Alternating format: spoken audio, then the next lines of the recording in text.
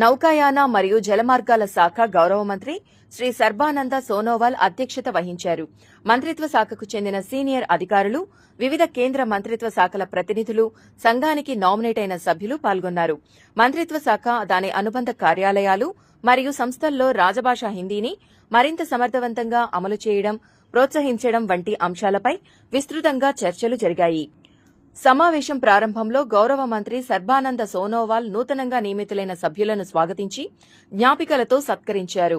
అధికార భాష అమలులో విశేష కృషి చేసిన శాఖలు, అధికారులు మరియు ఉద్యోగులకు అవార్డులు ప్రదానం చేశారు. ఈ సందర్భంగా డాక్టర్ పిసి రాయలు గౌరవ కేంద్ర మంత్రి సర్బానంద సోనోవాల్ ను ఘనంగా సన్మానించారు.